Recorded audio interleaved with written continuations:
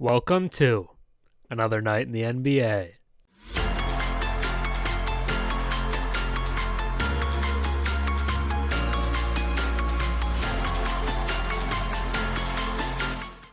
This is your 10-minute recap of the last night of NBA hoops.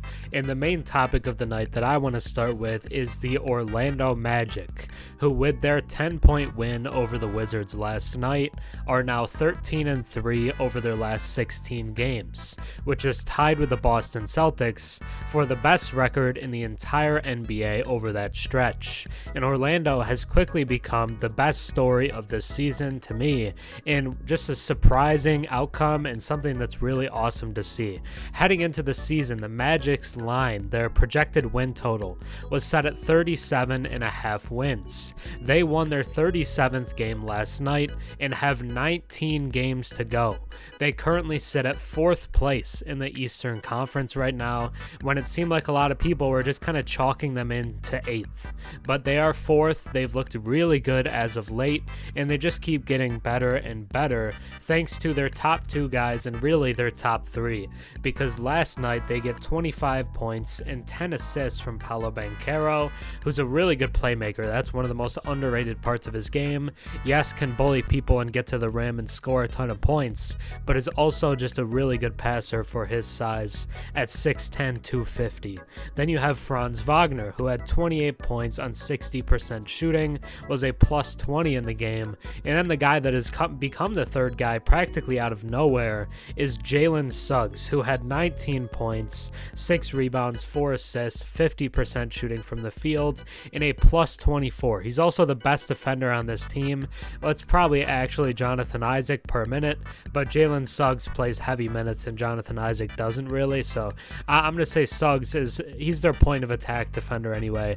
He's been really good. It's Suggs' 3rd season, and before the year it was kind of like he has to do it now or he's a bust, because he was a top 5 pick in the 2021 NBA draft, the same draft with Cade and Scotty and Mobley and those guys, and he just hadn't performed up to what people expected, but he's been really good this season and just has picked up his play dramatically. For the season, he is averaging 12 points, 3 rebounds, 2.5 assists, 1.4 steals, which is top 20 in the entire league. He's been awesome. Jalen Suggs has been really good this year, and it is a huge part of why they have picked it up. But over these last 16 games, since January 31st, their guys have been really good. Paolo, 23 points per game, 6 rebounds, 6 assists. But the crazy part is he's shooting 50% from the field and 39% from 3 on over 4 attempts per game. The biggest knock on Paolo has been his efficiency, specifically from deep, but if he can add a consistent 3 ball like this and just be efficient from the field, it's going to completely change his game.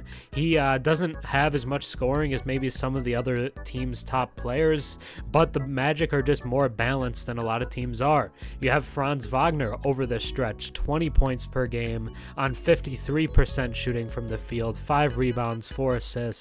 Isn't shooting very well from 3, just 29%, but he has a sample size where I'm not super worried about it. At number 3 here, in terms of scoring, there is a drop-off to Wendell Carter at 13 points per game, but he's shooting 42% from 3, and Jalen Suggs is shooting 41% from 3. So the big difference here for the Magic is that all of a sudden they're snipers. That's been the biggest worry with Orlando all year. They just don't have the shooting to compete in these games. They are hitting everything right now, and they are winning a ton of games because of it. And the Magic are shocking the league. People didn't expect them to be this good, but they are. They are a top 4 seed in the East and could have home court advantage in the playoffs if they keep it up. But the Magic have been super impressive. Make sure to watch some Magic games if you haven't been able to, but that's going to be it for the main topic. So now let's get into some other action from around the NBA. So in other action around the NBA, we did have 7 other games on the night, 8 games in total, including the Orlando game that we just talked about. But let's just go go through all of them in order, get a little idea of what happened on this night of NBA hoops. In the first game after the Magic game, we had Clippers versus Rockets. A game in Houston was on national TV, and the Clippers take it despite Houston having a pretty big halftime lead. But the Clippers win 122-116, 28 points from Kawhi and 21 apiece from James Harden and Paul George. Houston does get a massive triple-double from Alperen Şengün, who had 23 points, 19 rebounds, and 14 assists in the loss. The Grizzlies get an upset win against the 76ers in Philly. They are led in scoring by Jaren Jackson Jr. in his first game back, 30 points, 11 rebounds. They also get 17, 7, and 9 from Vince Williams Jr., who's been one of the coolest risers of this season, and the 76ers are led in scoring by Kelly Oubre with 25 points, but just shoots just 33% from the field. Then we have the Hawks beating the Cavs in Atlanta, 23 points from Bogdan Bogdanović, 23 from Sadiq Bey, both of those guys with the same amount, and the Hawks take this one, 18 and 19 from Jared Allen, but Atlanta does win it. No Donovan Mitchell again for Cleveland. Then Chicago taking the win in Utah. No Lauri Markkanen or Walker Kessler for the Jazz, and the Bulls take advantage, winning 119-117, 29 points from DeMar DeRozan, 25 points from Kobe White, who hit 6 threes, and then 23 points and 12 rebounds from Nikola Vucevic. Those three have been consistently very good over the past couple weeks, and the Bulls are looking much better. Kobe White and DeMar look like a really good pairing in the backcourt. For Utah, they're led in scoring by John Collins, who had 25 points and 13 rebounds. Then the Thunder take down the Trailblazers, 128-120, 37 points from SGA, a little above his normal total. Then we have 21 and 14 from Chet Holmgren, 31 points from Jalen Williams. The big three step up for OKC and get this win in Portland, 29 for Anthony Simons in the loss. The Warriors handle the Milwaukee Bucks in Golden State. The Warriors are up 20 at the half because they put up 78 first half points, shoot 63% from three. They couldn't miss anything. Then there's a point in the third quarter. The Bucks cut it to 6. They storm back, bring it all the way within 6, and then the Bucks just miss pretty much every single shot for the rest of the game after that point, and they lose 90-125. The Warriors, good fourth quarter, 29 points from Steph Curry, 20 from Jonathan Kuminga, and Trace Jackson Davis was a huge part in the run that ended this game. His stats may not wow you at 15 points, 6 rebounds, and 4 blocks, but he was huge in this game. His plus 20 is the best of anyone on the Warriors. The Bucks led in scoring by Giannis with 23 and 7.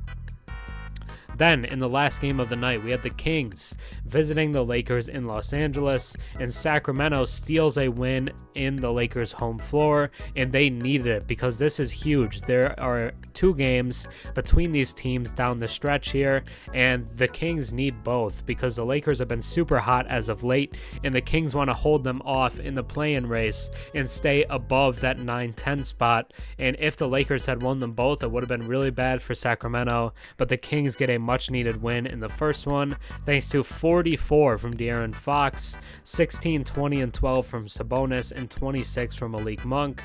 LeBron does go 31 points and 13 assists, but the Lakers do lose, and that'll do it for this night in the NBA. Another night in the NBA. Now let's get into the next segment. This is the Moneyline Hotline, the place that keeps your bets from going cold.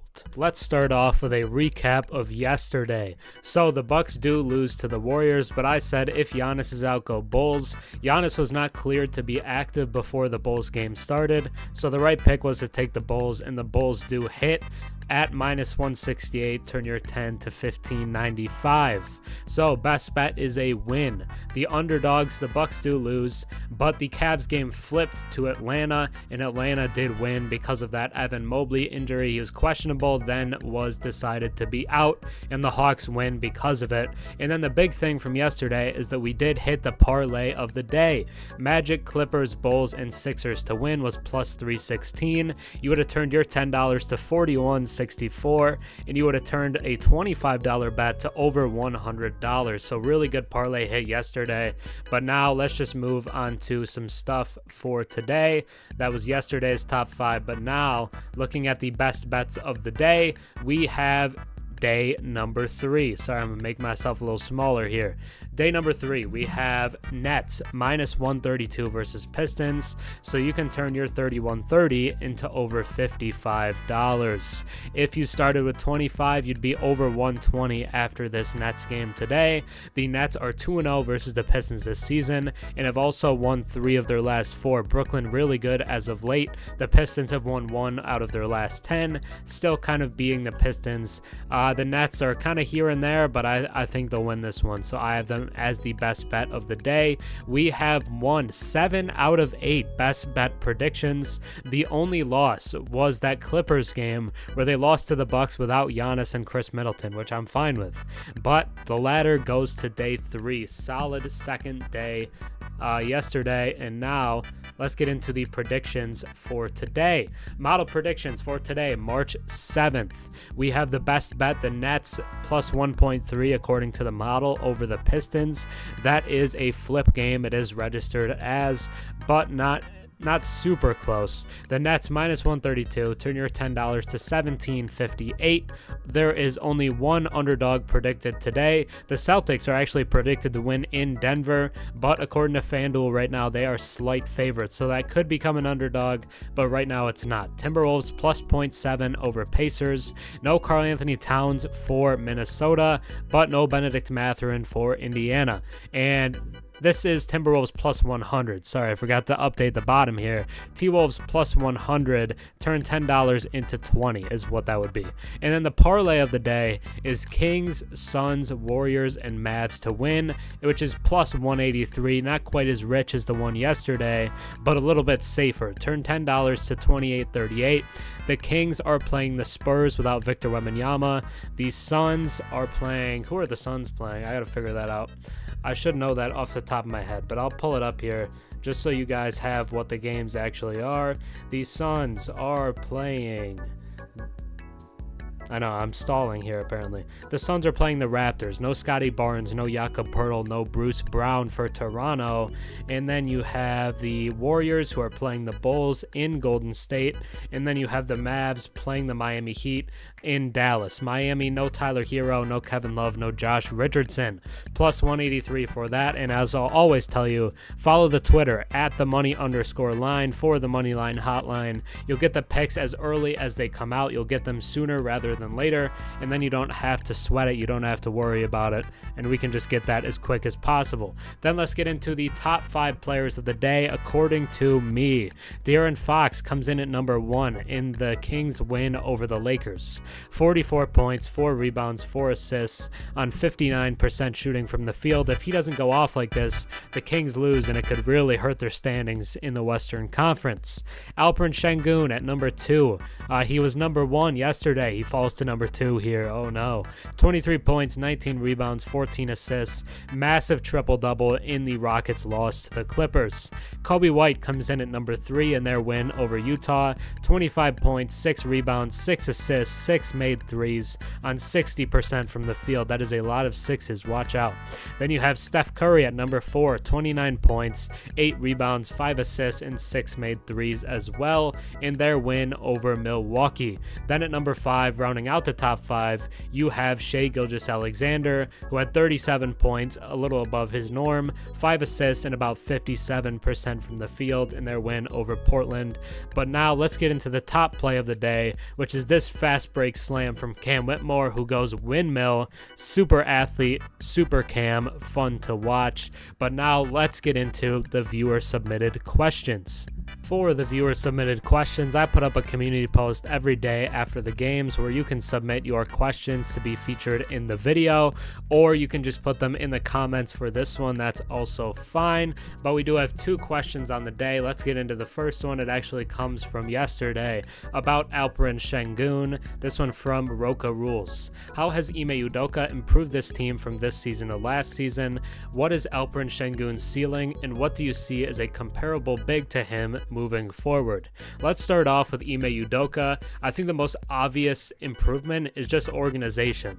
This Rockets team over the years has been super sloppy, especially under Steven Silas.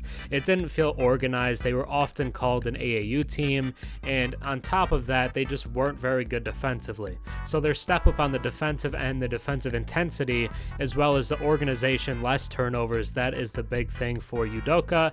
And then what is Şengün's ceiling? I think he could be an all-NBA level guy perennially. Like, he would be first or second team all-NBA consistently. Depends how long Jokic is around. I guess Wemby will be up there too, but it has become positionless. So I think his ceiling is probably top 10-ish. I don't think Şengün is probably ever a top 5 player in the league, but top 10 is probably about where you're going to land. And in terms of a comparable big, that he often gets compared to Nikola Jokic, but it's hard to actually say anyone will reach that level. So to me, I'd go more of like a Sabonis plus, where that's the same mold of big, but Sabonis has been putting up crazy stats over the last couple months. I see Şengün doing something like that, maybe even to a little more extreme end. Then we have a question from DDT Grish, who asks, when they getting Jet Howard involved? Talking about the Magic, Jet Howard was a lottery pick for the Orlando Magic this past draft,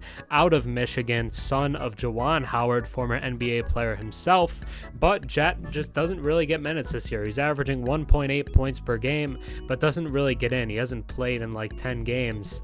He just kind of plays garbage time, but he has spent a lot of time with the Osceola Magic, which is the G League affiliate for Orlando, and he's been fine there. It's not as concerning as maybe you'd worry about, because Johnny Davis last year for Washington went down to the G League and was just forgettable. You would often not even really realize he was on the court. His numbers weren't all that good there either, and that was a massive red flag. But that hasn't been the case for Jet Howard, who's averaging like 19 points a game in the G League, shooting 36% from 3. It's passable. It's not great when you drafted him to be a shooter, but it's not awful either. And they do need some shooting, so long term he's going to be a player for this franchise. But he is the 4th leading scorer on the Osceola Magic. He's not their main guy or anything like that. Mac McClung is the leading scorer, then it's DJ Wilson, and then it's Trevelyan Queen, and then rounding out their top 4 is Jet Howard, who has played 19 games for them this season.